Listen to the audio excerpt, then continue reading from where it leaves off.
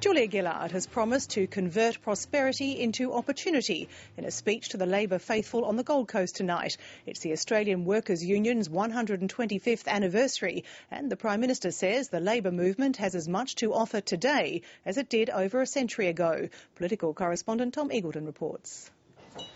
It's been a busy day for Julia Gillard, even by prime ministerial standards. Hello. Good morning. First stop, Canberra, defending yesterday's health deal. Sure, fine details have to be nutted out.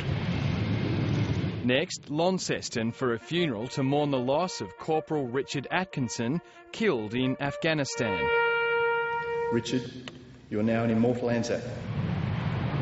Then back to Canberra to record an interview and sound a warning to those who'd leaked Kevin Rudd's opposition to her health deal. It's very clear that Cabinet is confidential and that is an obligation of participating in the Cabinet process. By sundown, it was the Gold Coast, delivering an after-dinner speech to the Australian Workers' Union National Convention.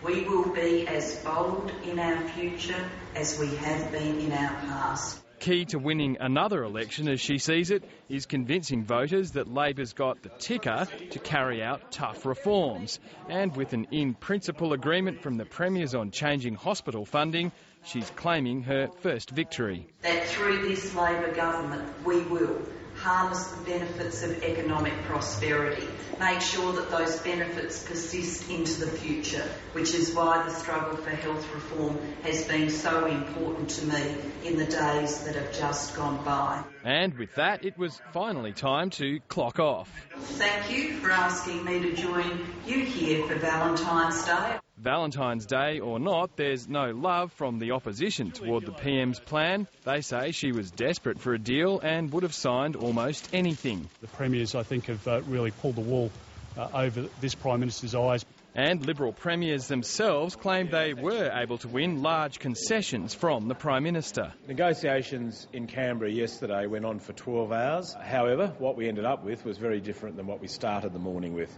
But state and federal Liberals aren't in agreement about whether the deal will survive the months of meetings between bureaucrats ahead to nut out the details. But I assure you that the wheels are going to fall off this incompetent plan as proposed by Julia Gillard. Unless there was something absolutely dreadful inserted that the states hadn't signed up to in principle, I think the capacity exists to work through it.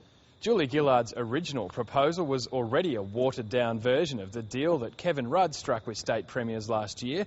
The further concessions state Liberal leaders say they've won from her won't enhance her reputation as a tough negotiator. Still, it gets the reform ball rolling in what Julia Gillard's calling a year of decision and delivery. The next leg on the Prime Ministerial schedule, a dawn flight to New Zealand. Tom Eagleton, Lateline.